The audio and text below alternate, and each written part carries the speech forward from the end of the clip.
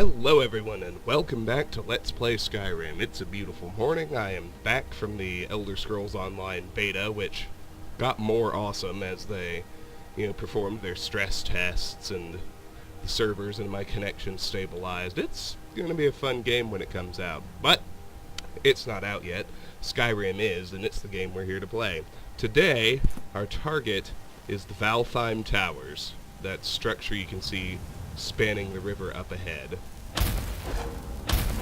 So let's head over there and have us a look. Let's also keep an eye out for that deer I was so desperate to kill in the last video that escaped me. I don't see him anywhere. And here we have another road sign. Give us an idea where we are in the world. Back the way we came, Solitude and Whiterun. Ahead, Riften, Windhelm, Iverstead, and Winterhold. Alteration increased to 38. Cool. As usual, pick up plants along the roadside.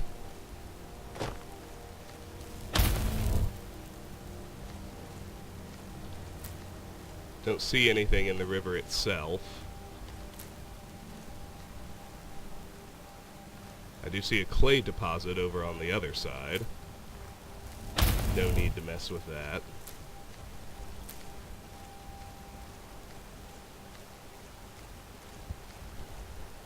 And there I see a second clay deposit. And there we have discovered Valtheim Towers. Let's go remove those from my list of locations. We have a Radiant quest here. It's just a bounty on a bandit leader that we got from Orgnar in Riverwood. But we've got it. And now we got bandits in our grill. And they're the strong kind, the marauder. Remember though, I'm carrying a grand soul gem, or a black soul gem. So I want to soul trap one of these bandits, and that'll remove another grand soul gem from my ending list. Very handy. The Marauders are the strongest variety of bandit. As you can see, she doesn't take much damage and she hits pretty hard, relatively speaking.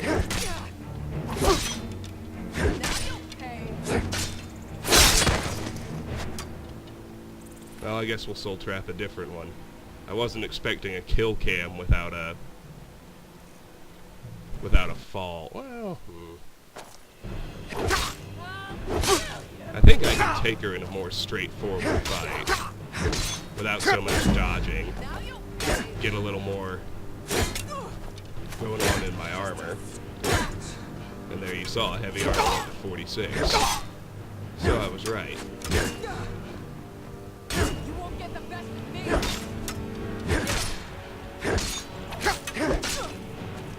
I think now's a good time to put the soul trap on her.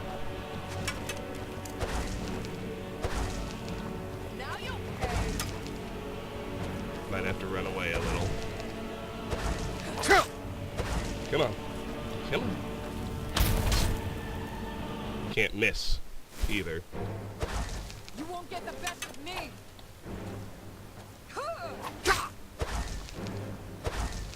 You saw me try to land a soul trap and miss. There, it's on. Best you can do. Okay. I just need to kill her before it wears off.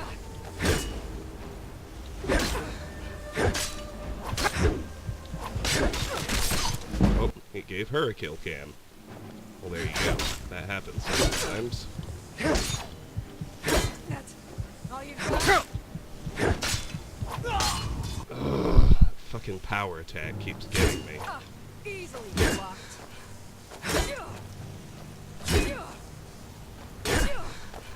Gonna split your belly like an old woman's purse. There we got her. Ale, 109 gold, lockpick, scaled bracers, fur armor, fur shoes, steel sword. So nothing that great, but we now have a black soul gem filled with a grand soul, because black souls are automatically grand. So with that done, I only need 6 more grand soul gems for my crafting cycle, 10 more total.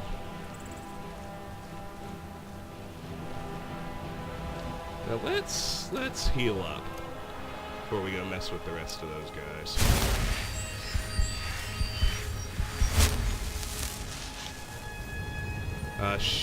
A Marauder's way too powerful for the crafting, or for the treatment, I mean. So I won't bother with that.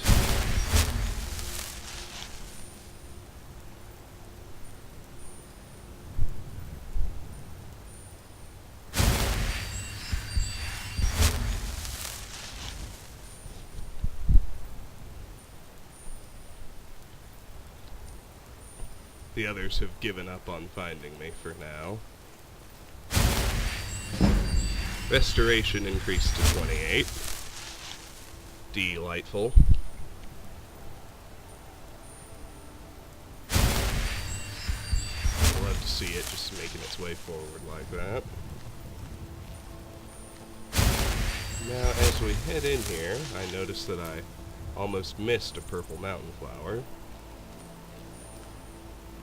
There on the right, and a tundra cotton here on the left.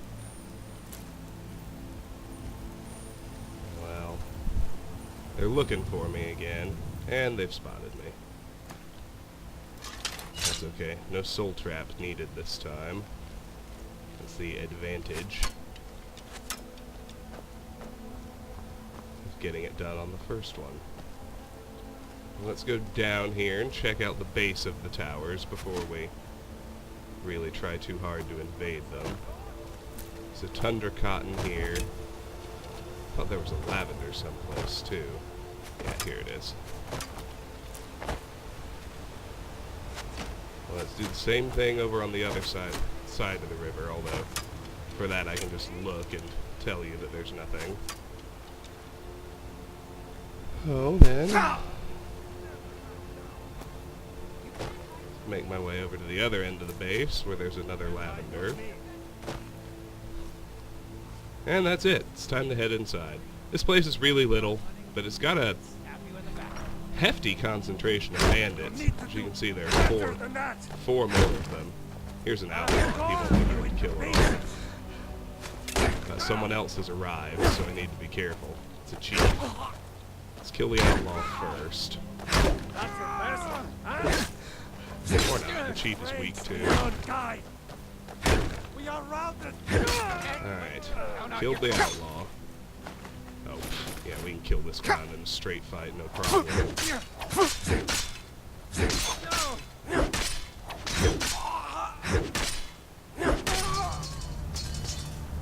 Alright, with him dead, as you can see, we have killed the person we had the bounty out on. He dropped an orcish greatsword. My dwarven is actually better, so that is not an upgrade. But what I do have here is probably 2 guys I can give the treatment to. And you also heard the telltale chime, meaning that, although I haven't even been inside, we have cleared the Valtheim Towers. So I'll confirm that for you right quick and then take it off the list. Oops, wrong button. Let my magicka recharge a bit.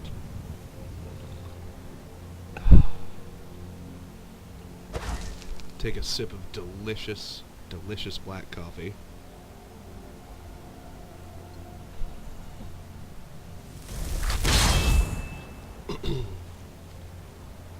Alright, come here, homeboy.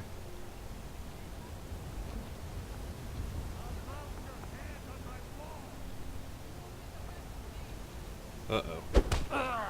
This isn't working the way I want it to. Maybe I better kill all the others before I do any treating. That seems like a good choice. I'll just ignore everything besides the actual bandits. We have an archer up at the top of this tower, typically. There he is. Just Thug.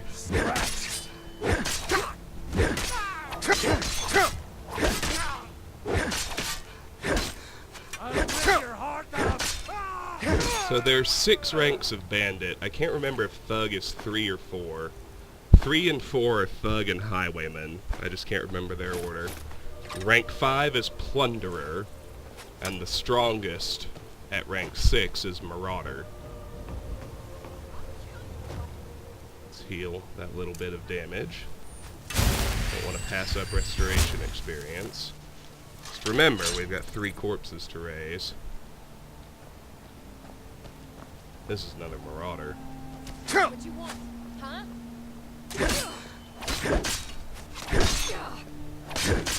Actually, I need to take a break and offload. Having looked at my carry weight,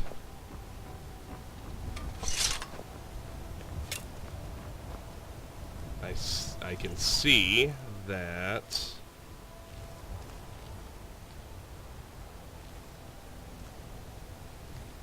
I need to offload before I do anything else. Let's move these guys away a little bit. That won't actually do anything, but we shut the door.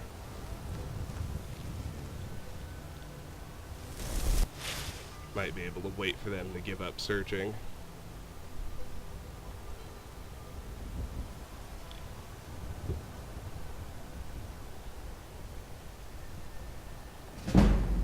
Ah, sneak to 79. Excellent.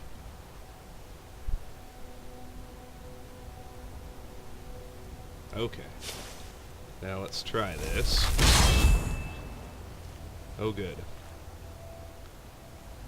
As I thought, he's weak enough to raise.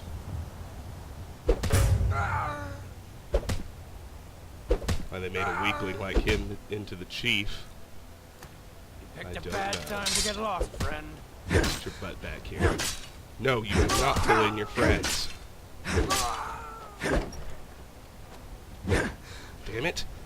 Where's he trying to go? Ugh. Well, the other one is probably going to pull the same shenanigans.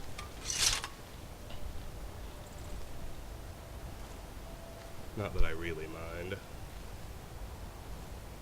Just have to wait it out for them to stop searching again.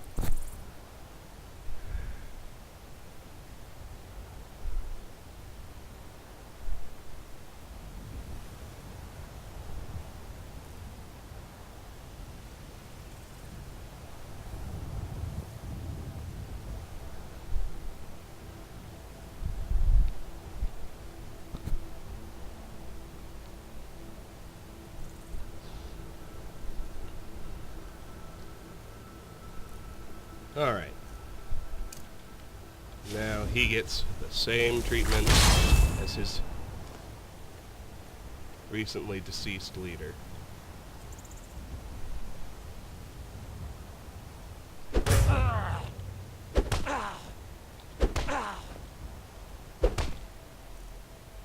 Now ain't this a surprise?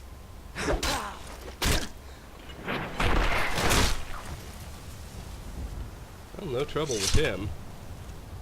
And a thug is actually too strong for me to raise, so I don't have to worry about the third body. Until I can cast Reanimate Corpse. Which I thought might happen, but not quite yet, apparently.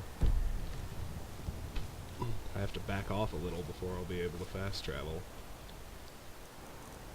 And we go back to Whiterun. Purely for an offload.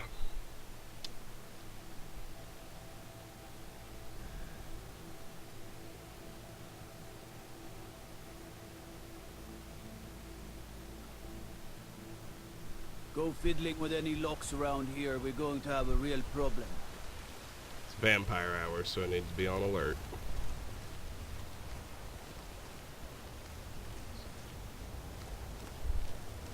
Let's go visit my man Elrindir. Oh, and I should be spamming Mage Light. Shouldn't I?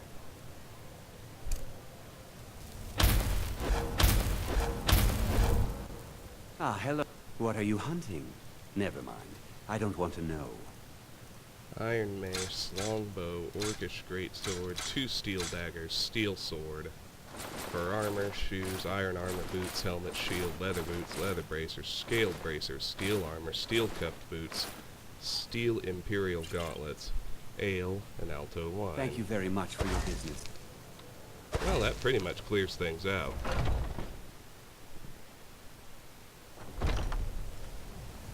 I think I'm still up by maybe 1 pound or so. Whoa, whoa, whoa. What's the magic? But I'll just offload useful stuff here at the house and head straight back.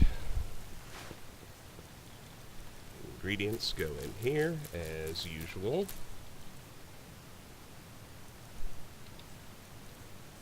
The only other thing is my freshly filled black soul gem.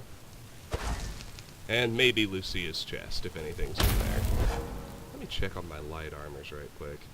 Okay. Yeah, so I need to keep an eye out for scaled or better boots and armor. I keep seeing scaled bracers. It's like, I'm pretty sure I already have those. And I do. Alright, so that one goes in here. Let's rest 1 hour. What do you need from me? Just so we're well rested when we go mess with those remaining 2 archers.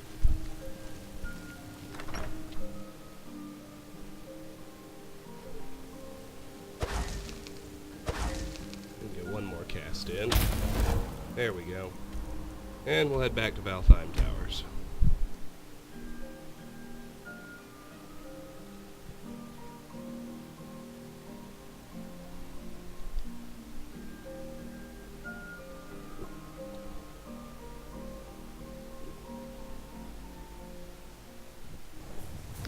Okay.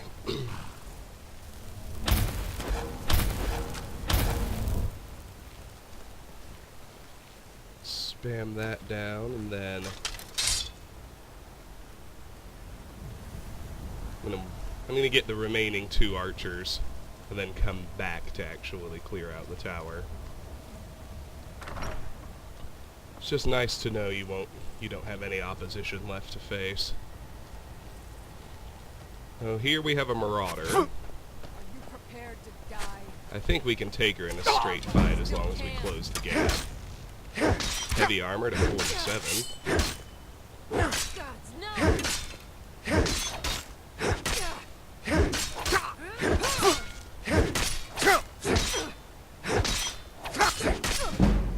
2-handed to 64.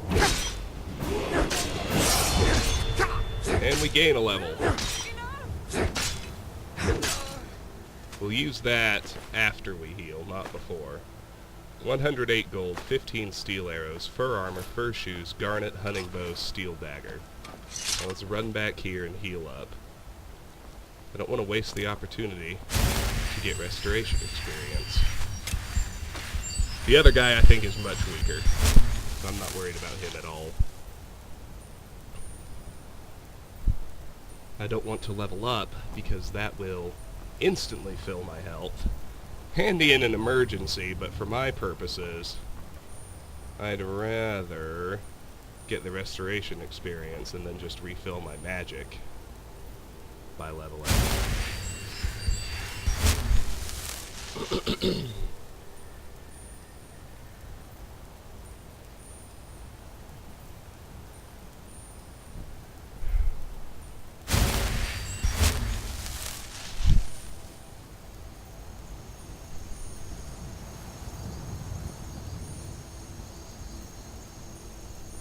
I wonder if I should be casting fast healing instead.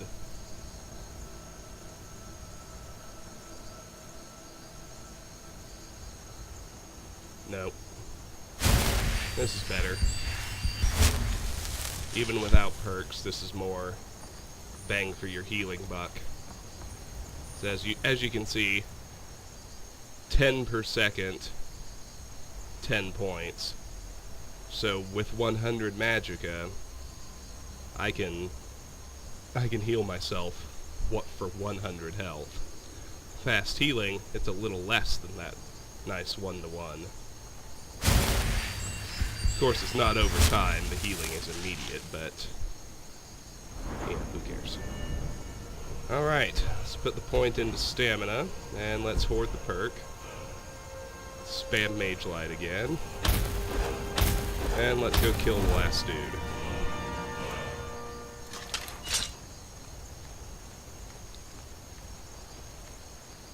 You can see him up there on those rocks.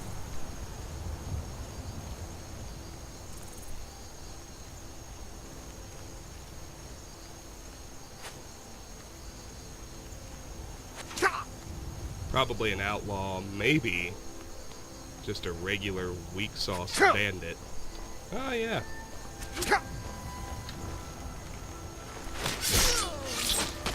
Doesn't get much easier than that. Let's loot her.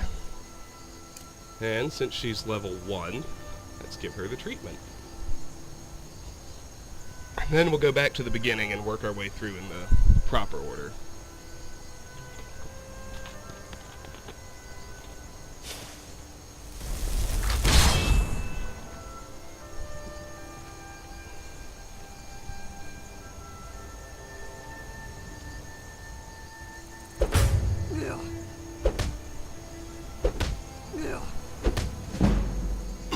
Conjuration to 66.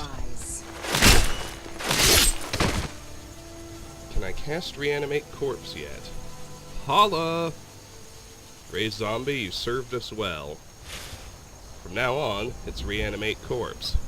And that means we can go 1 rank higher. I think Thug is 3 and Highwayman is 4. Let's go find out. If that's true, we should now be able to reanimate a Thug as well. Boom.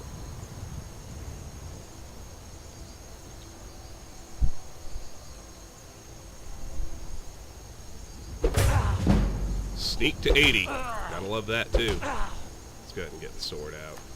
No danger of this guy dying too soon. You picked a bad time to get lost.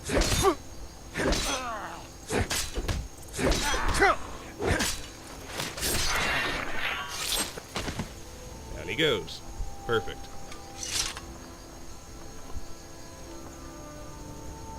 That spell still absolutely won't work on Marauders. Too strong. And that's as high as we'll be able to get just from Conjuration progression. Till we get our enchanted gear that lowers casting costs. Alright, so let's head in and start looting stuff. We got 2 potions of minor healing. Over here there's a trapped chest. Let's break 5 lockpicks. And then open the apprentice lock on that trap trigger.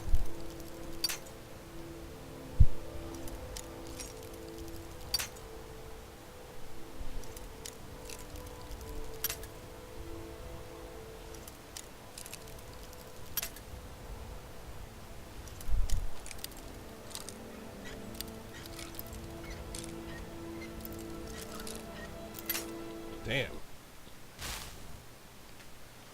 There I was, thinking I didn't need to back out and save because apprentice locks are oh so easy to open.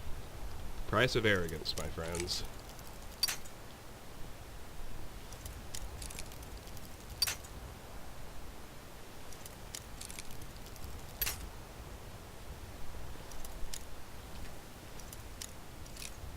Oh yes, I have to tell you too. Right now as I'm recording this, just a couple of potions and some gold, it's the Monday before Thanksgiving in the United States. But my family can't be together on Thanksgiving, so we had Thanksgiving dinner this past Saturday. And along with Thanksgiving dinner, I consumed that bottle of mead I told you about. And I have to tell you, it is delicious. I highly recommend it. I don't know why we've moved off of it. It's supposedly the oldest of the alcoholic beverages. One of the simplest to make. All you need, I think, is water, yeast, and honey. And it is delicious. Unqualified recommendation on the mead. Let's keep looting. Haven't found anything useful so far, just vendor trash. That continues. Nothing up here except Homeboy's chair. Now we're closing off this exploration loop. We're moving back to Whiterun and changing direction. But the Valtheim Towers cleared. I'm going to go back this way. I'm going to start a loop that kind of goes north around Whiterun, covers all these plains, and ends at Duskman's Cairn so we can advance the companion's quest line. Takes us a while to get there. There are many locations packed into that little patch of land I just highlighted, but that's what's next.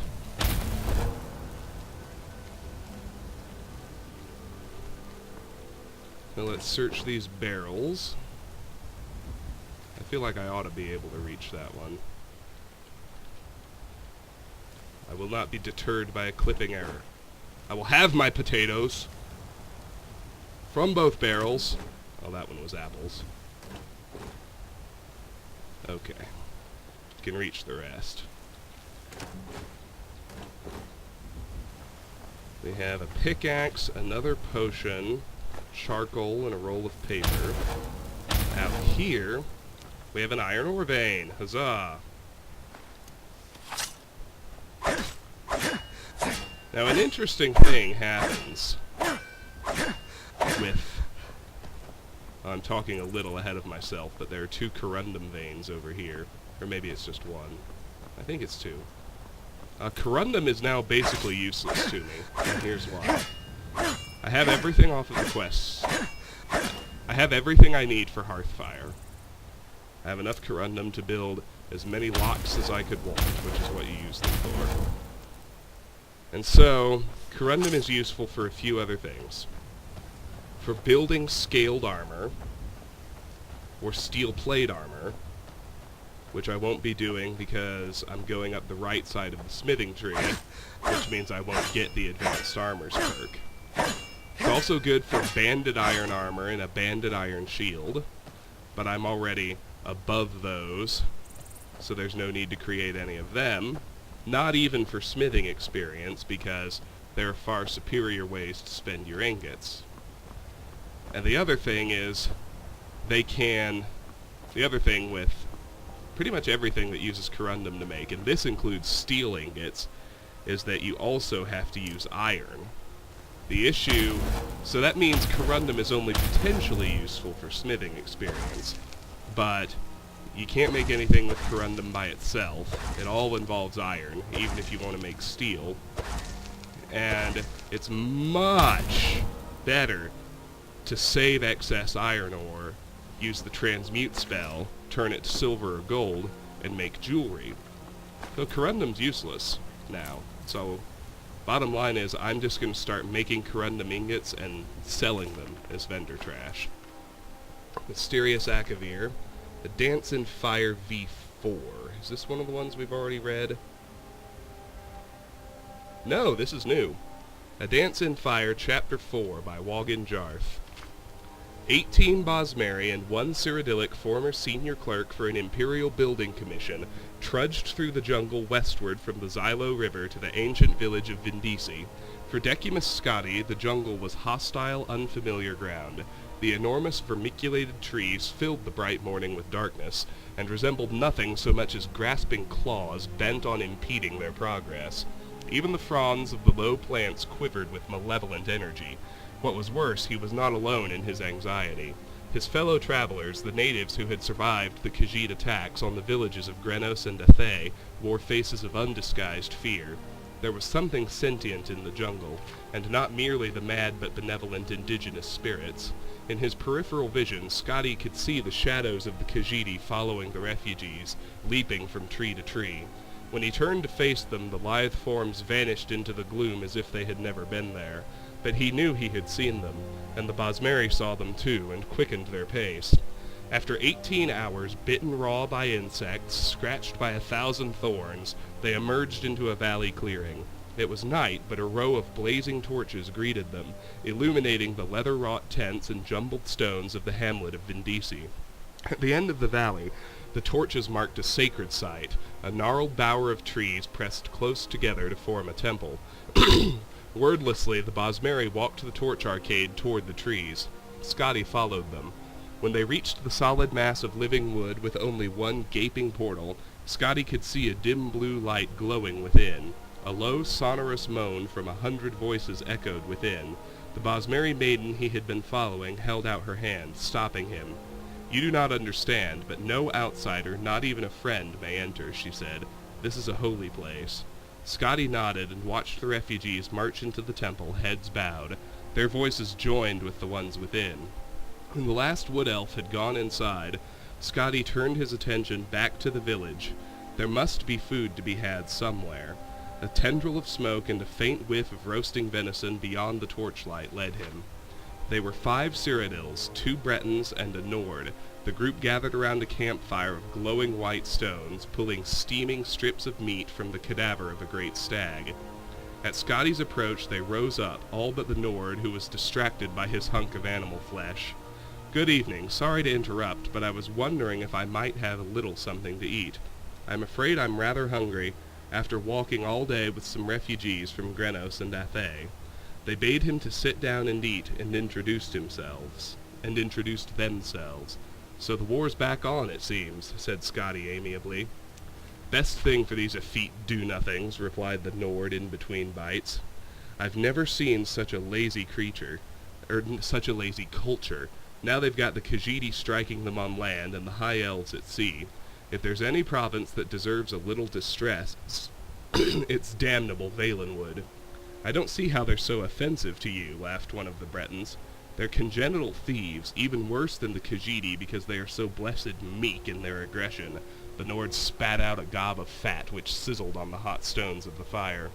"They spread their forests into territory that doesn't belong to them, slowly infiltrating their neighbors, and they're puzzled when elsewhere shoves back at them.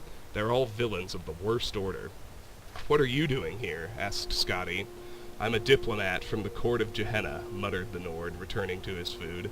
"What about you? What are you doing here?" asked one of the Cyrodiils. "I work for Lord Atreus's building commission in the Imperial City," said Scotty. "One of my former colleagues suggested that I come down to Valenwood. He said the war was over and I could contract a great deal of business for my firm rebuilding what was lost. One disaster after another, and I've lost all my money. I'm in the middle of a rekindling of war, and I cannot find my former colleague." "Your former colleague," murmured another of the Cyrodiils, who had introduced himself as Reglius. "He wasn't by any chance named Leodes Juris, was he? You know him?" "He lured me down to Valenwood in nearly the exact same circumstances," smiled Reglius grimly. "I worked for your employer's competitor, Lord Vannick's men, where Leodes Juris also formerly worked. He wrote to me, asking that I represent an Imperial Building Commission and contract some post-war construction. I had just been released from my employment, and I thought that if I brought some new business I could have my job back. Juris and I met in Athay, and he said he was going to arrange a very lucrative meeting with the Sylvanar." Scotty was stunned. "Where is he now?" "I'm no theologian, so I couldn't say," Reglius shrugged. "He's dead. When the Khajiit attacked Athay, they began by torching the harbor where Juris was readying his boat. Or I should say my boat, since it was purchased with the gold I brought. By the time we were even aware of what was happening enough to flee, everything by the water was ash. The Khajiit may be animals, but they know how to arrange an attack. I think they followed us through the jungle to Vindisi," said Scotty nervously. "There was definitely a group of something jumping along the treetops." "Probably one of the monkey folk," snorted the Nord. "Nothing to be concerned about. When we first came to Vindisi and the Bosmeri all entered that tree, they were furious, whispering something about unleashing an ancient terror on their enemies," the Breton shivered, remembering. "They've been there ever since, for over a day and a half now.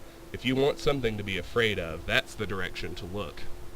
The other Breton, who was a representative of the Daggerfall Mages Guild, was staring off into the darkness while his fellow provincial spoke. "Maybe, but there's something in the jungle too, right on the edge of the village, looking in." More refugees, maybe? Asked Scotty, trying to keep the alarm out of his voice. Not unless they're traveling through the trees now, whispered the wizard. The Nord and one of the Cyrodiils grabbed a long tarp of wet leather and pulled it across the fire, instantly extinguishing it without so much as a sizzle. Now Scotty could see the intruders, their elliptical yellow eyes and long, cruel blades catching the torchlight. He froze with fear, praying that he too was not so visible to them. He felt something bump against his back and gasped. Reglius's voice hissed from up above. Be quiet for Mara's sake and climb up here. Scotty grabbed hold of the knotted double vine that hung down from a tall tree at the edge of the dead campfire. He scrambled up it as quickly as he could, holding his breath lest any grunt of exertion escape him. At the top of the vine, high above the village, was an abandoned nest from some great bird in a trident-shaped branch. As soon as Scotty had pulled himself into the soft, fragrant straw, Reglius pulled up the vine. No one else was there, and when Scotty looked down, he could see no one below. No one, that is, except the Khajiit, slowly moving toward the glow of the temple tree. "Thank you," whispered Scotty, deeply touched that a competitor had helped him. He turned away from the village, and saw that the tree's upper branches brushed against the mossy rock walls that surrounded the valley below. "How are you at climbing?" "You're mad," said Reglius under his breath.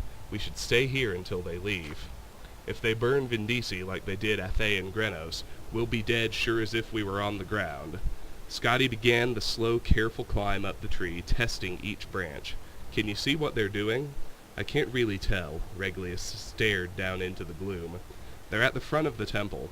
I think they also have, it looks like long ropes trailing off behind them, off into the pass." Scotty crawled onto the strongest branch that pointed toward the wet, rocky face of the cliff. It was not a far jump at all. So close, in fact, that he could smell the moisture and feel the coolness of the stone. But it was a jump nevertheless, and in his history as a clerk he had never before leapt from a tree 100 feet off the ground to a sheer rock. He pictured in his mind's eye the shadows that had pursued him through the jungle from the heights above, how their legs coiled the spring, how their arms snapped forward in an elegant, fluid motion to grasp. He leapt. His hands grappled for rock, but long, thick cords of moss were more accessible. He held hard, but when he tried to plant his feet forward, they slipped up skyward. For a few seconds he found himself upside down before he managed to pull himself into a more conventional position. There was a narrow outcropping jutting out of the cliff where he could stand and finally exhale. Reglius, Reglius, Reglius. Scotty did not dare to call out. In a minute there was a shaking of branches and Lord Vanek's man emerged. First his satchel, then his head, then the rest of him. Scotty started to whisper something, but Reglius shook his head violently and pointed downward. One of the Khajiit was at the base of the tree, peering at the remains of the campfire. Reglius awkwardly tried to balance himself on the branch, but as strong as it was exceedingly difficult with only one free hand. Scotty cupped his palms and then pointed at the satchel. It seemed to pain Reglius to let it out of his grasp, but he relented and tossed it to Scotty. There was a small, almost invisible hole in the bag, and when Scotty caught it, a single gold coin dropped out. It rang as it bounced against the rock wall on the descent, a high, soft sound that seemed like the loudest alarm Scotty had ever heard. Then many things happened very quickly. The Cathay Rod at the base of the tree looked up and gave a loud wail. The other Khajiit followed in chorus as the cat below crouched down and then sprung up into the lower branches. Reglius saw it below him, climbing up with impossible dexterity, and panicked. Even before he jumped, Scotty could tell that he was going to fall. With a cry, Reglius the clerk plunged to the ground, breaking his neck on impact. A flash of white fire erupted from every crevice of the temple, and the moan of the Bosmeri prayer changed into something terrible and otherworldly. The climbing Cathay-Rot stopped and stared. "Kirgo," it gasped. "The wild hunt." It was as if a crack in reality had opened wide. A flood of horrific beasts, tentacled toads, insects of armor and spine, gelatinous serpents, vaporous beings with the face of gods, all poured forth from the great hollow tree, blind with fury. They tore the Khajiit in front of the temple to pieces. All the other cats fled for the jungle, but as they did so, they began pulling on the ropes they carried. In a few seconds' time, the entire village of Vindisi was boiling with the lunatic apparitions of the Wild Hunt. Over the babbling, barking, howling horde, Scotty heard the Cyrodiils in hiding cry out as they were devoured. The Nord, too, was found and eaten, and both Bretons. The wizard had turned himself invisible, but the swarm did not rely on their sight. The tree the Cathay-rot was in began to sway and rock from the impossible violence beneath it. Scotty looked at the Khajiiti's fear-struck eyes and held out one of the cords of moss. The cat's face showed its pitiful gratitude as it leapt for the vine. It didn't have time to entirely replace that expression when Scotty pulled back the cord and watched it fall. The hunt consumed it to the bone before it struck the ground. Scotty's own jump up to the next outcropping of rock was immeasurably more successful. From there, he pulled himself to the top of the cliff and was able to look down into the chaos that had been the village of Vindisi. The hunt's mass had grown and began to spill out through the pass out of the valley, pursuing the fleeing Khajiiti. It was then that the madness truly began. In the moon's light, from Scotty's vantage, he could see where the Khajiiti had attached their ropes. With a thunderous boom, an avalanche of boulders poured over the pass.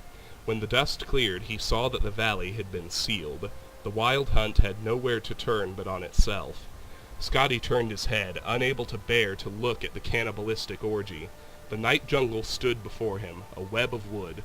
He slung Reglius's satchel over his shoulder and entered.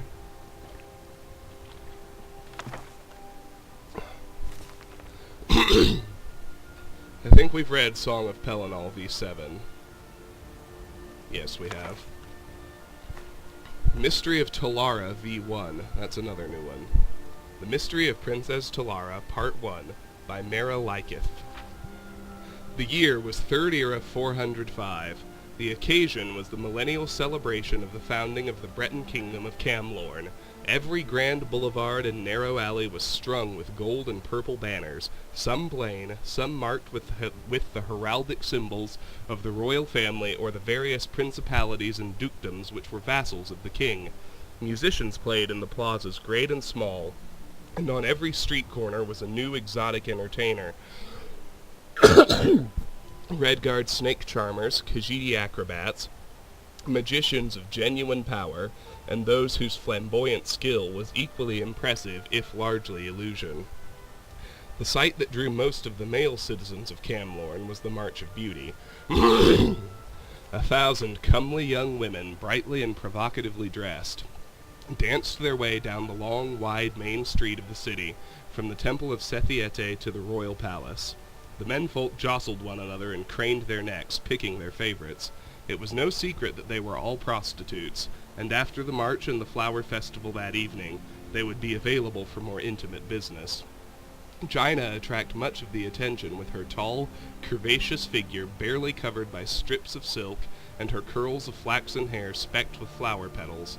In her late 20s, she wasn't the youngest of the prostitutes, but she was certainly one of the most desirable. It was clear by her demeanor that she was used to the lascivious glances, though she was far from jaded at the sight of the city in splendor. Compared to the squalid quarter of Daggerfall where she made her home, Camlorn at the height of celebration seemed so unreal, and yet what was even stranger was how, at the same time, familiar it all looked, though she had never been there before. The king's daughter, Lady Gilia, rode out of the palace gates and immediately cursed her misfortune. She had completely forgotten about the March of Beauty. The streets were snarled at a standstill. It would take hours to wait for the march to pass. And she had promised her old nurse Ramke a visit in her house south of the city. Gilia thought for a moment, picturing in her mind the arrangement of streets in the city, and devised a shortcut to avoid the main street and the march. For a few minutes she felt very clever as she wound her way through tight, curving side streets, but presently she came upon temporary structures, tents and theaters set up for the celebration, and had to improvise a new path. In no time at all, she was lost in the city where she had lived all but 5 years of her life. Peering down an alley, she saw the main avenue crowded with the March of Beauty. Hoping that it was the tail end and desirous not to be lost again, Lady Julia guided her horse toward the festival.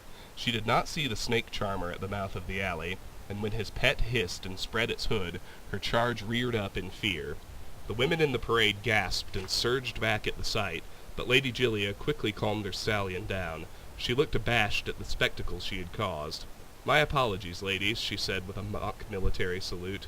"It's all right, madam," said a blonde in silk. "We'll be out of your way in a moment." Julia stared as the march passed her. Looking at that whore had been like looking in a mirror. The same age and height and hair and eyes and figure almost exactly. The woman looked back at her, and it seemed as if she was thinking the same thing. And so Gina was. The old witches who sometimes came into Daggerfall had sometimes spoke of doppelgangers, spirits that assumed the guise of their victims and portended certain death. Yet the experience had not frightened her. It seemed only one more strangely familiar aspect of the alien city.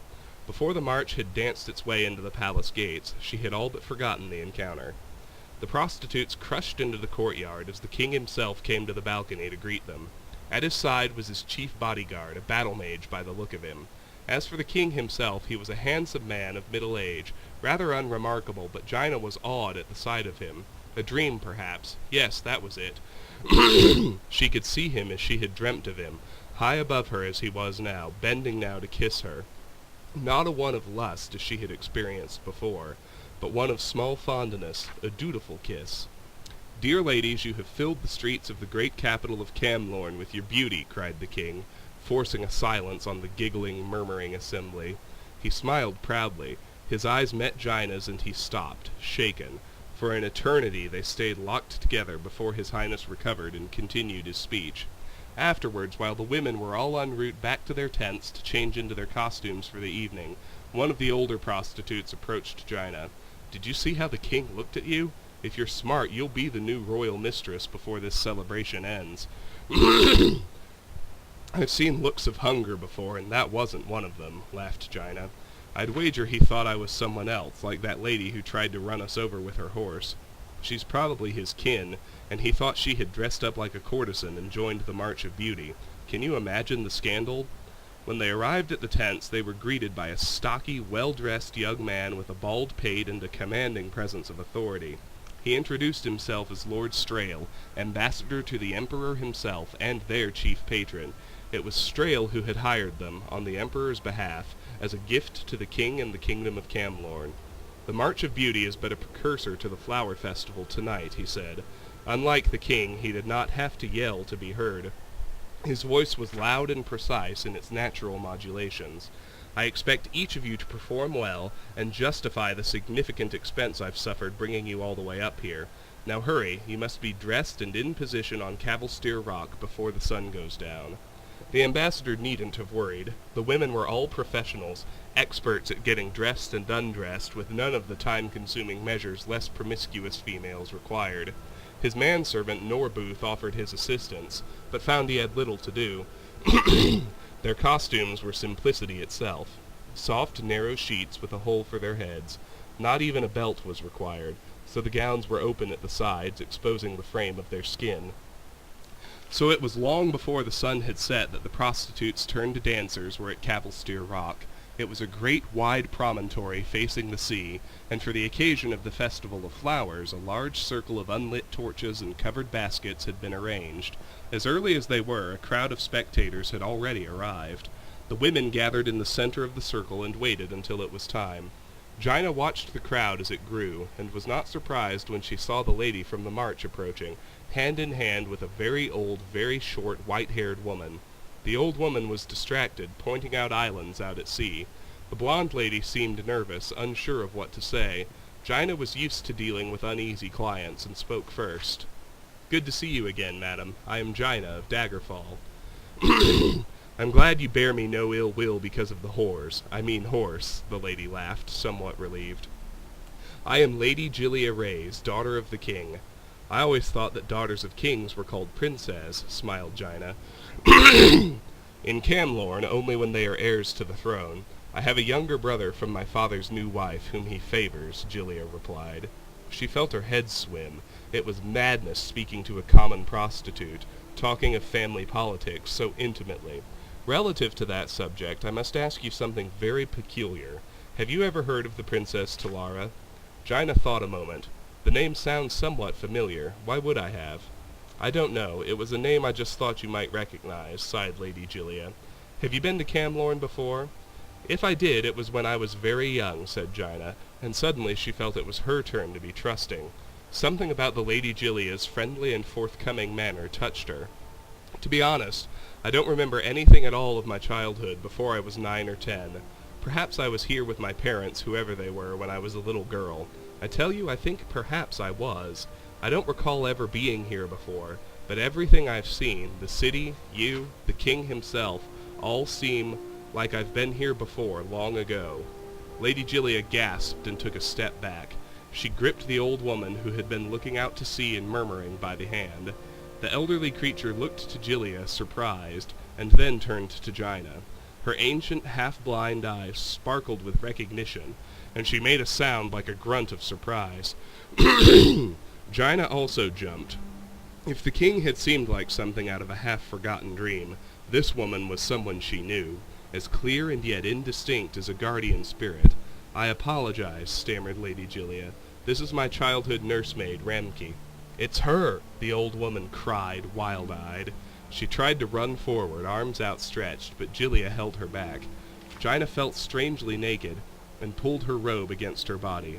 No, you're wrong, Lady Julia whispered to Ramke, holding the old woman tightly. The Princess Talara is dead, you know that. I shouldn't have brought you here. I'll take you back home. She turned back to Jaina, her eyes welling with tears. The entire royal family of Camlorn was assassinated over 20 years ago. My father was Duke of Oloin, the king's brother, and so he inherited the crown. I'm sorry to have bothered you. Good night. Jaina gazed after Lady Julia and the old nurse as they disappeared into the crowd, but she had little time to consider all she had heard. The sun was setting, and it was time for the flower festival. 12 young men emerged from the darkness wearing only loincloths and masks, and lit the torches. The moment the fire blazed, Jaina and all the rest of the dancers rushed to the baskets, pulling out blossoms and vines by the handful.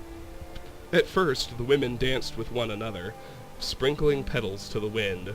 The crowd then joined in as the music swelled. It was a mad, beautiful chaos. Jaina leapt and swooned like a wild forest nymph. Then, without warning, she felt rough hands grip her from behind and push her. She was falling before she understood it.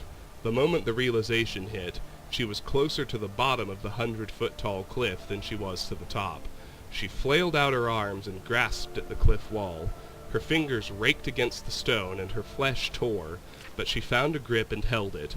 For a moment she stayed there, breathing hard. Then she began to scream. The music and the festival were too loud up above. No one could hear her. She could scarcely hear herself. Below her the surf crashed. Every bone in her body would snap if she fell. She closed her eyes and a vision came. A man was standing below her, a king of great wisdom, great compassion, looking up, smiling. A little girl, golden-haired, mischievous, her best friend and cousin, clung to the rock beside her. The secret to falling is making your body go limp. And with luck, you won't get hurt, the girl said. She nodded, remembering who she was. 8 years of darkness lifted. She released her grip and let herself fall like a leaf into the water below.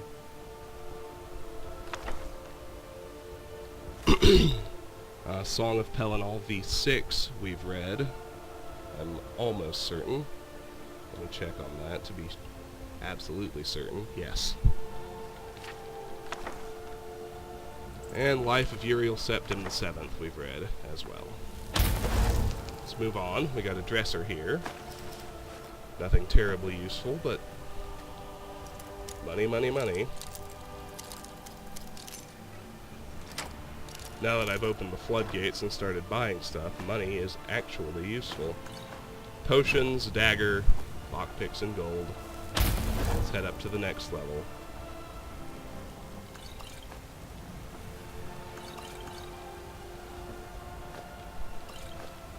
Song of Pelennor V4.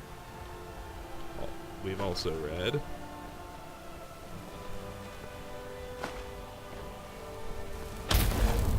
Over here is a second copy of a skill book we've already seen, the Black Arrow Part 2.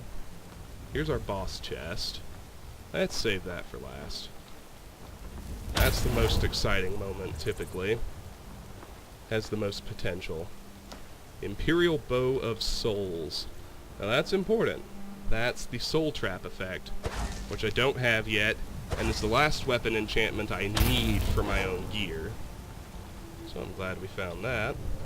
Let's pop this chest open. We have a Flawless Amethyst, which is great. I need 6 of those. 3 for Hearthfire, and 3 for a quest in Riften for Talonjay called Sealing the Deal. So now, we're down to 5. 162 gold, a silver amethyst ring, and a spell tome. Flame Cloak. That's an adept spell, I think. One I didn't have yet, so neat. Won't have to buy that when the time comes. So let me go take Flame Cloak off my list. And we're ready to head back.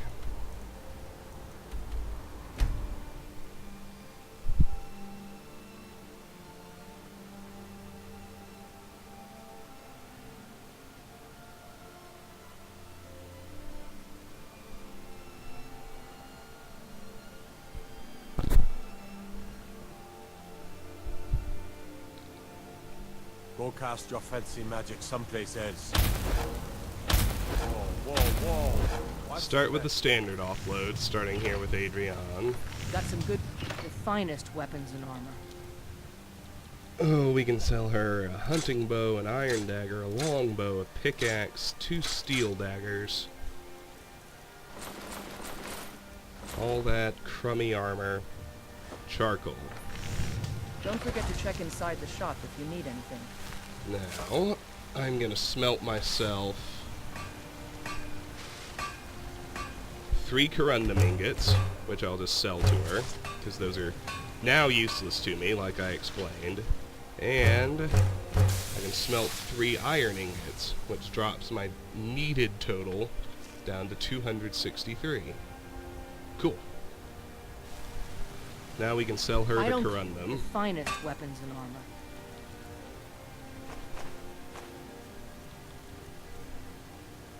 And as we do, let's see what she has by way of iron.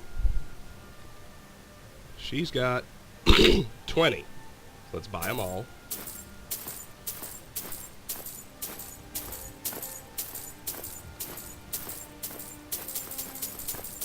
Plus 3 ore. I'll take my leave then. So that's going to be a total of 23 new ingots.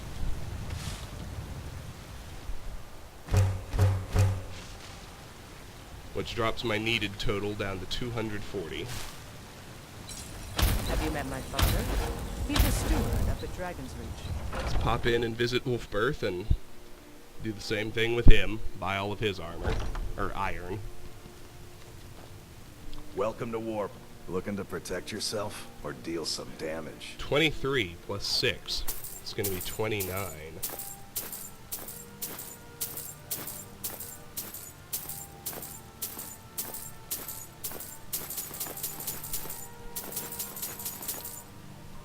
Good doing business with you. 240 minus 29 ends up... I need 211 more ingots. Not bad.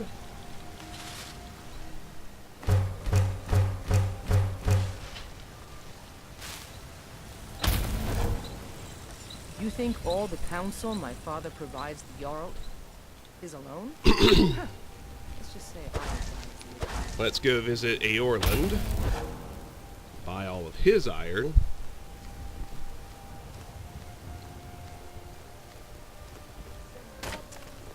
I trust you aren't considering any thievery. Joke's on you, Nazim. I already robbed you blind.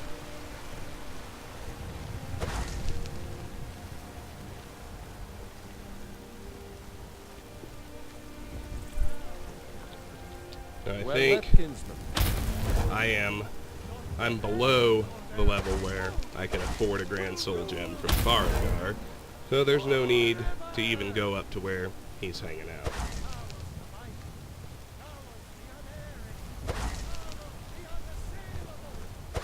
Let's do visit Yorland. Just to see what we can get off of him.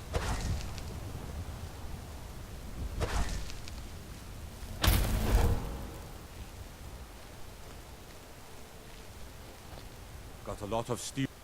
Gods be praised. 18 plus 1 is 19.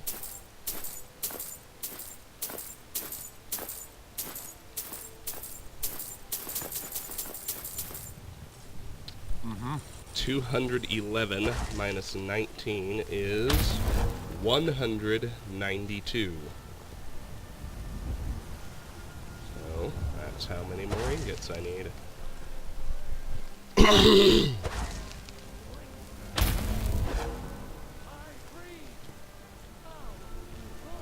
Yeah, I don't have enough money for Grand Soul Gems, but let's visit Arcadia just to see if she has any useful ingredients.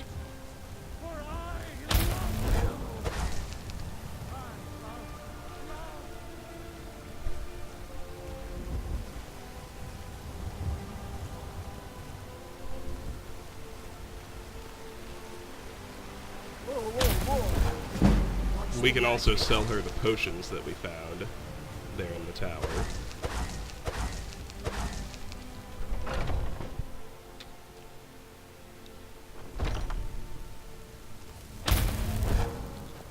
What do you need? So you're interested in my potions and ingredients? She's got a death bell, which is great. With that, I only need 4 more. She's got nothing else I care about. Let's just sell her as many of these potions as she can handle, which would be all of them.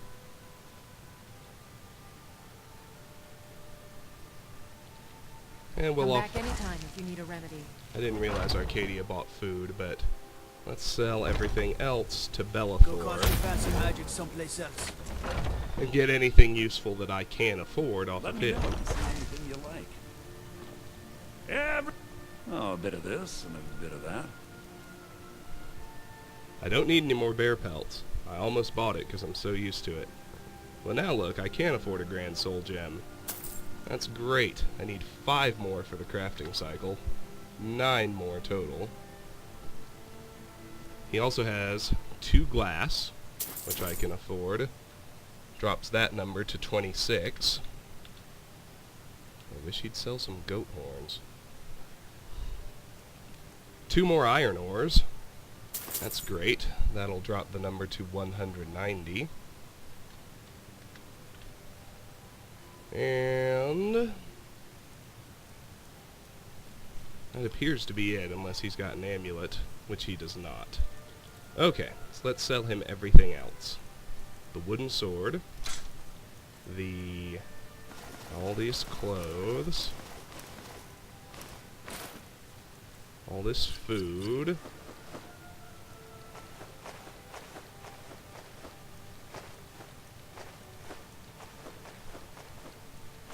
these potatoes. I guess I'm still on food. Keep those ingredients. He can have all these books, and he can have any and all clutter.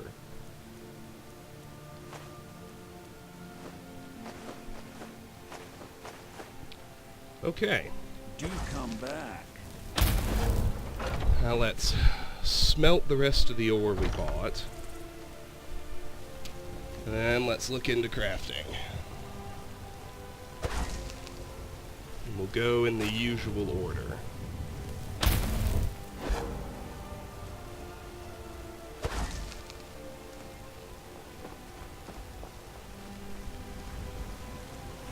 Got some good pieces out here if you're looking to buy. More inside. Still no usable metal. That's okay. Let's just see.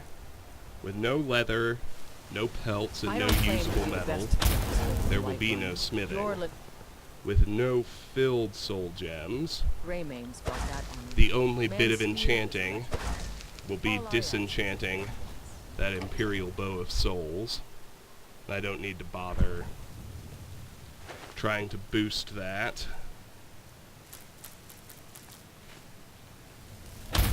Because XP from disenchanting weapons is just so minuscule. Let's do check Lucia's chest.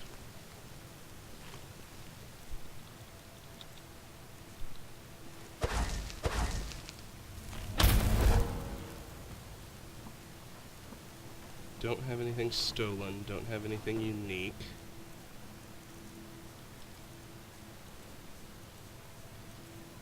One death bell, flawless amethyst, glass, and all the iron ingots go in there.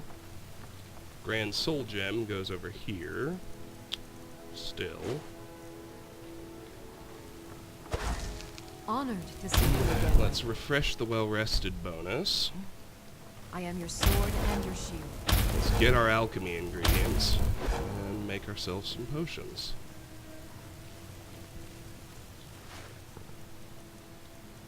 So what do we have? Didn't find much in the way of new stuff, so it'll be a very small alchemy session. But we've got 12 elves ear, 1 frost miriam, 2 garlic, 2 lavender, 6 Luna Mothwing, 15 purple mountain flower, 4 red mountain flower, 129 salt pile, and 9 tundra cotton. Now let's grab all that, and let's actually head up to Dragon's Reach, because number 1, we have that bow to disenchant, and number 2, lest we forget, we have a bounty to collect from killing the bandit leader.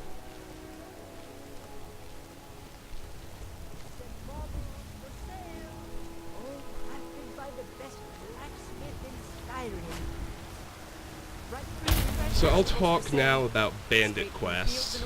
I just want to do one of each type. And so, the 4 bounties you can collect are on a bandit boss, which is the one we've just done. You can have a bounty on a dragon. Only in the Reach you can get a bounty on a Forsworn leader. And you can get a bounty on a giant. So we still have Forsworn, Giant, and Dragon to do. We've done Bandit, and I probably won't accept any more Bandit bounties. That's because it's not really worth the time, and the payout is really small. Or rather, it's not really worth the time because the payout is really small.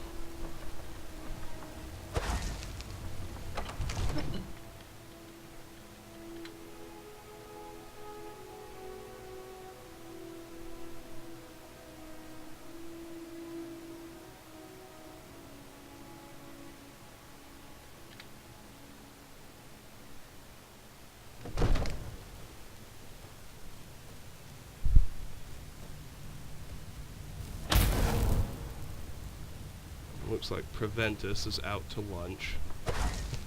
So, I'll have to go visit him outside. Whoa, whoa, whoa! Watch the magic. Go cast your fancy magic someplace else. I think alterations at 39. I think that's what I saw. On that last little increase.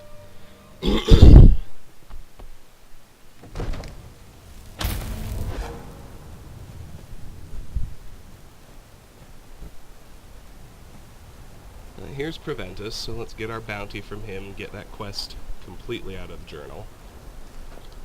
Divines bless you. May the ground you walk quake as you pass. The bandit leader at Valtheim Keep is dead. I'm here for the bounty. Excellent. You've done us a great service. Here is your reward. There we go. Enjoy your visit to Dragon's Reach. It's 100 gold. Well, yeah, it's better than nothing.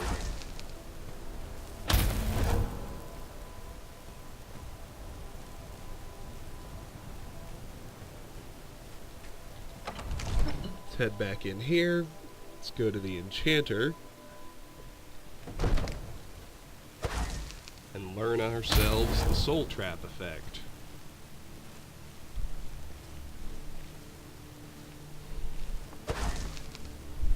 Let me guess. Someone stole your sweet roll. Divine smile on you, friend. Got that.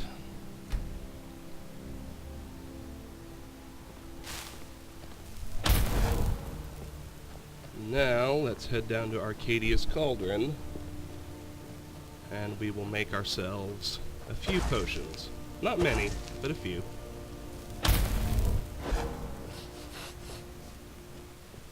Got to keep my eyes open.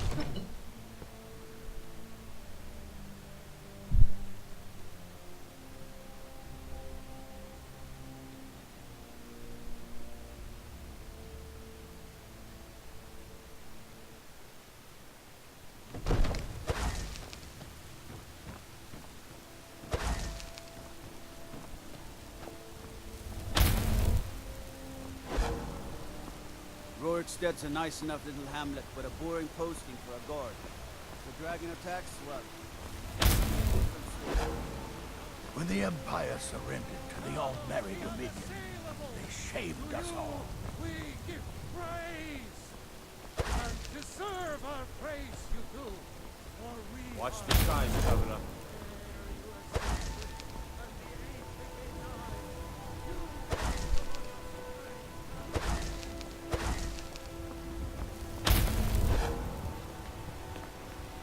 Come to chat with an old woman, hmm? Do your good deed for the day. My favorite drinking buddy. Let's get some beer.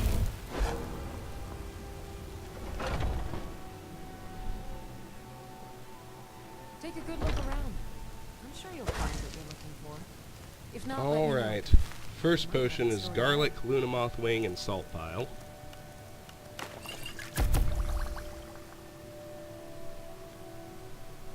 Next will be frost miriam, lavender, purple mountain flower. Next will be lavender, red mountain flower, tundra cotton. Next, elf's ear, red mountain flower, tundra cotton.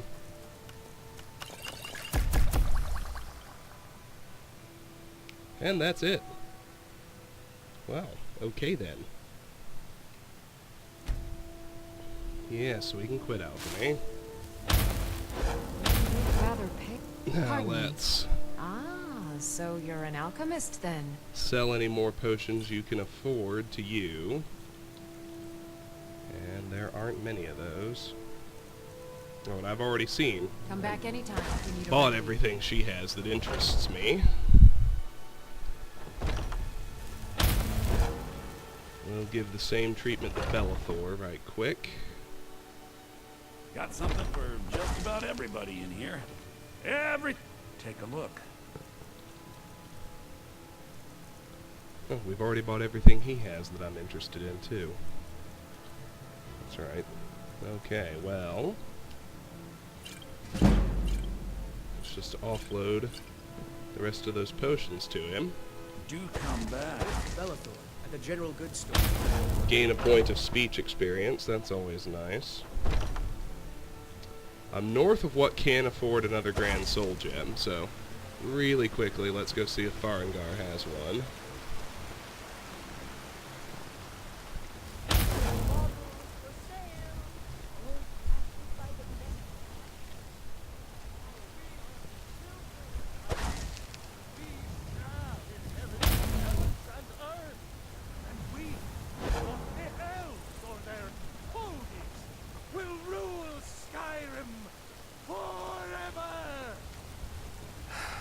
You're a bad sneak.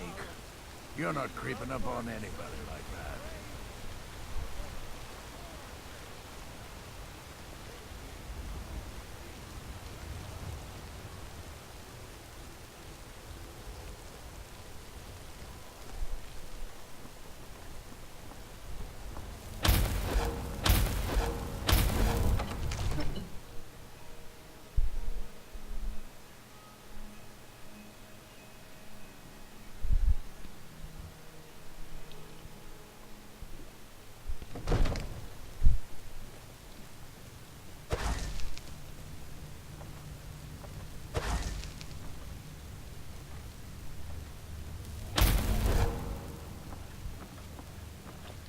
come to Dragon's... I had you figured for me. Yes, he does. Good. You know, if you've got the aptitude, you should join the Military College in Winterhold. So with that, I'm down to needing 4 Grand Soul Gems for my crafting cycle. 8 total.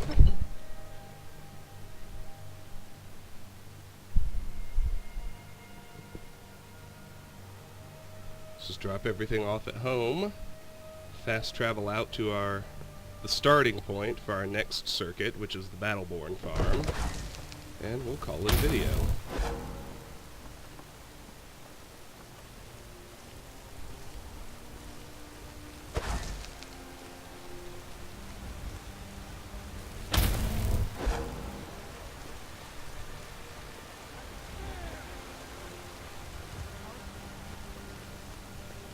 You've been a good friend to me. That means something. Talos is the true god of man, ascended from flesh to rule the realm. Go cast your fancy magic someplace else.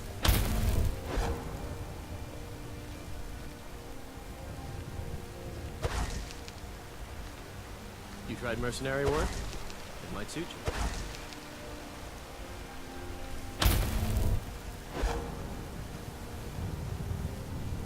Got some good pieces out here if you're looking to buy. More inside. Yeah, I hear you. Brief is a big meanie. He keeps telling Lars and me what to do. In we go. You lost. Let's drop off our excess ingredients for use later on. I think the only thing I have still to drop off is 1 Grand Soul Gem. Papa. Let's go do that.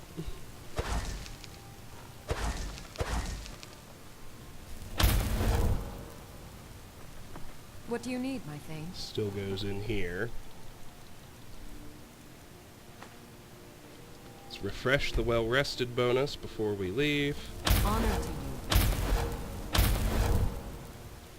Check Lucia's chest one last That time. big tree in the park looks so sad. I feel sorry for it. Alright, we're just about ready to go. So let's fast travel to the Battleborn farm.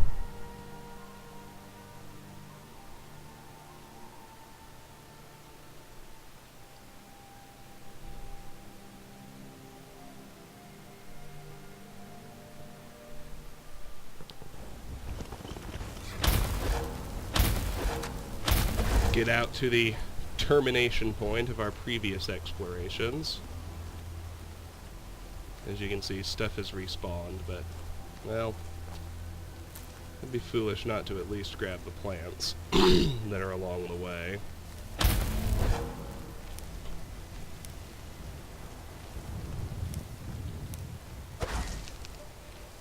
Mostly because blue mountain flowers make excellent potions.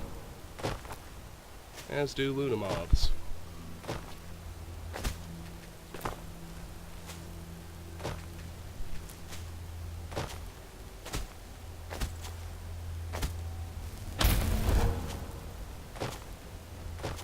I just don't want to get too caught up in distractions. Oh, hello. Well, you know what? That's quite a distraction. A blood dragon. I tell you what we're gonna do. Oh good, he's a frost player. We'll have no trouble with this. Oh look, Orvane is respawned too. I guess we will fight him right quick. I anticipated being pretty easy.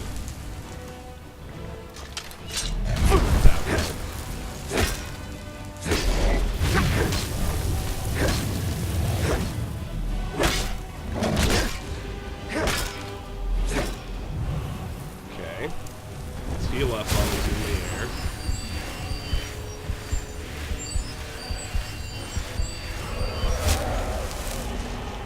Let's get our bow out. So we can hurt him even if he doesn't land again right away. Let's also put on our strongest arrows, which right now are Elven. Archery to 22.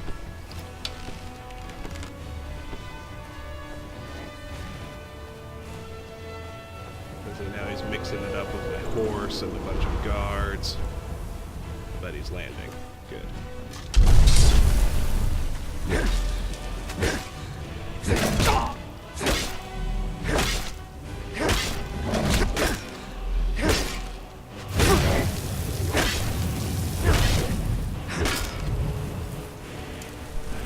Heal up.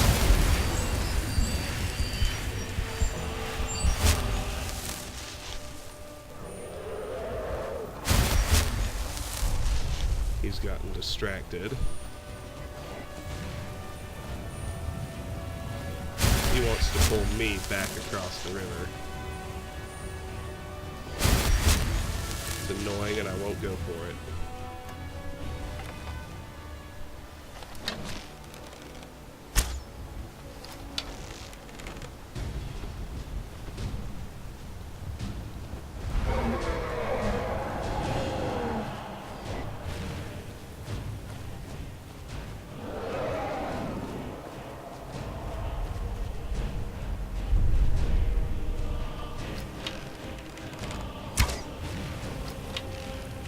I missed that shot, and I don't want to waste an elven arrow.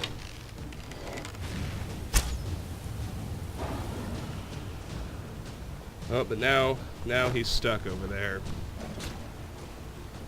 So I have to cross the stupid river and involve myself in whatever fight he's gotten himself into. This is our first random dragon attack. So I might as well tell you that there is a world interaction called Surprise, Surprise, Dragon Attack.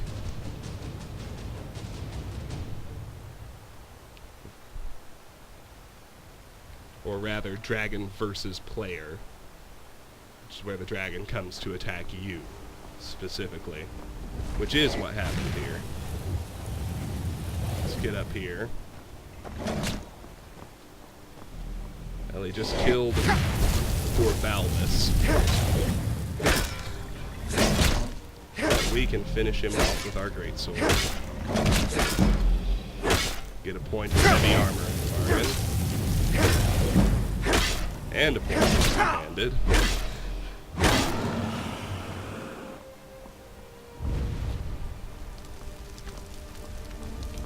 Ah, Balbus, we hardly knew thee.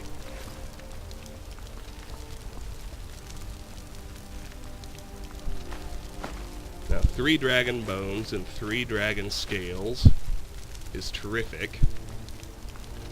That's the last dragon bone I need for the crafting cycle. That's something. I needed 3 more for Hearthfire, so I only need 1 more.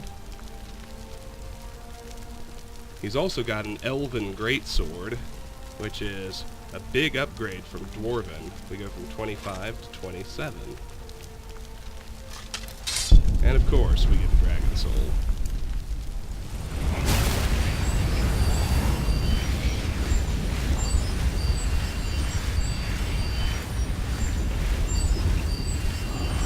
And a good chunk of restoration experience to boot. Well, this actually pretty much means I need to do another quick offload. Not everything, but all this heavy stuff. I mostly deal with petty thievery and drunken duels. Oops. We've had a good bandit raid. Yeah. There are... In the creation kit, there's a random encounter called Dragon Attack, and one called Dragon versus Player. Dragon Attack is when you go to a town. Ah, hello, my... And the dragon is attacking the town, huntsman. which is not what happened there. That dragon was directly after me, which is Dragon versus Player.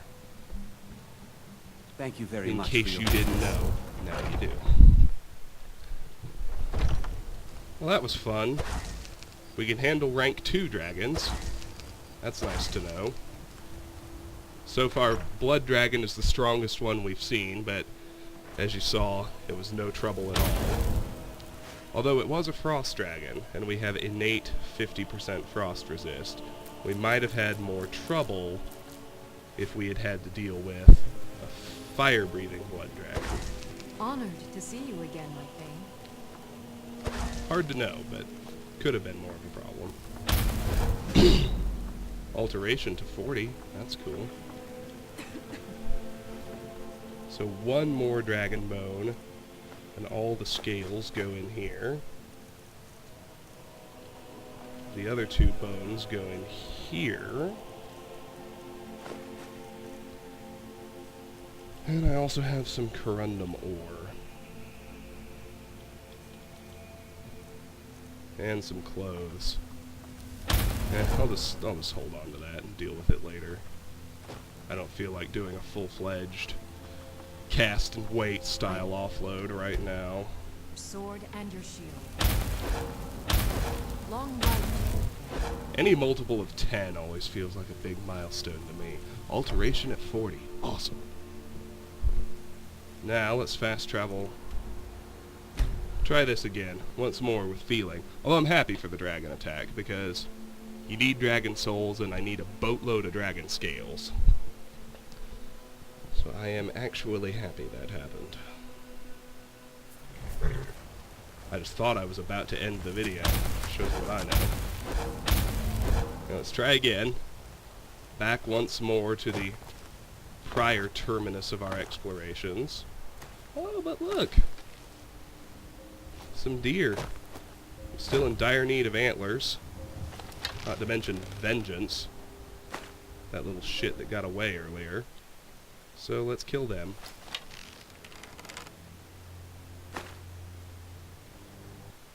How do I keep missing? I don't understand.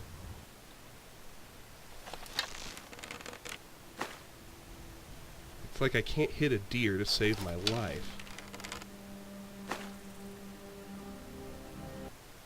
I think I'm aiming too high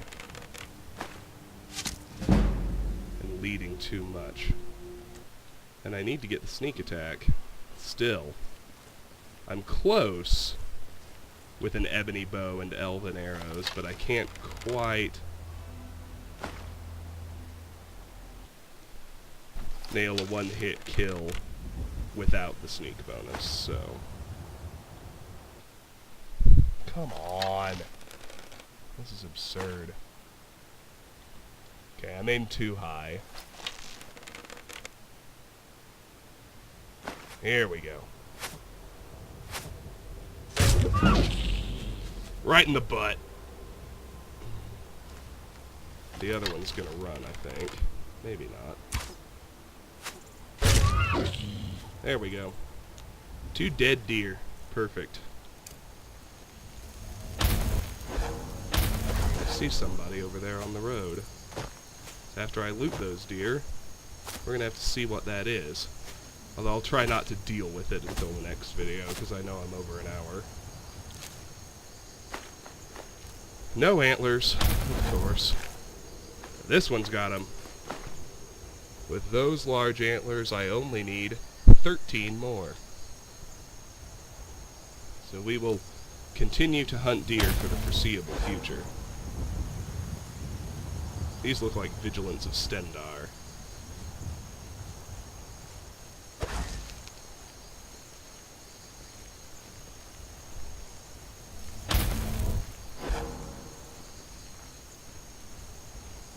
Yes, that's what they are. So we'll deal with them in the next video.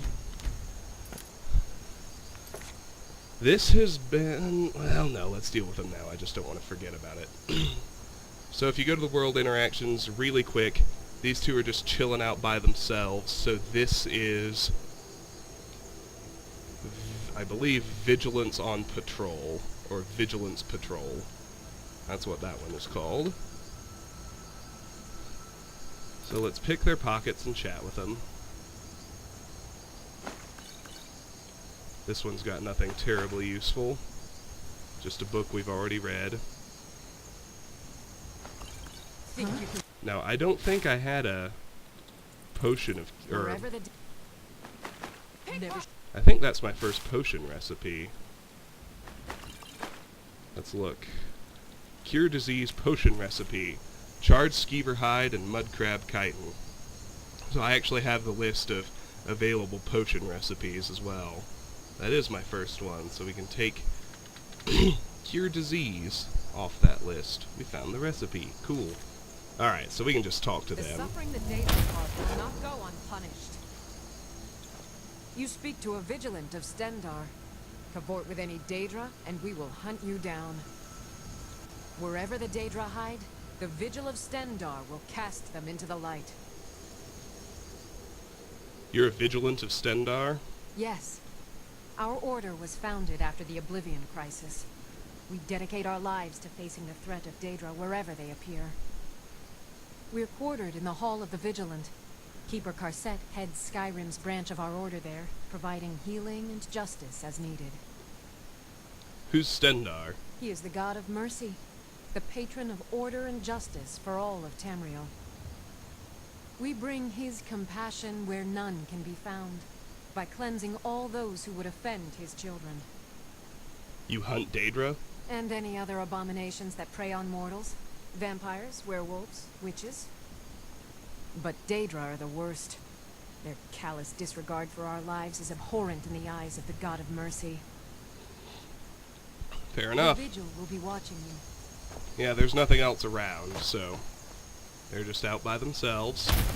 Now that that's dealt with, We will drag you to it. now let's save and call it a video. This has been Let's Play Skyrim. We covered the Valtheim Towers and killed a dragon. Next time we will be heading to White Tower, as well as a hidden bandit camp in back of Whiterun. So I will see you then, and until then, I thank you very much for watching. Goodbye.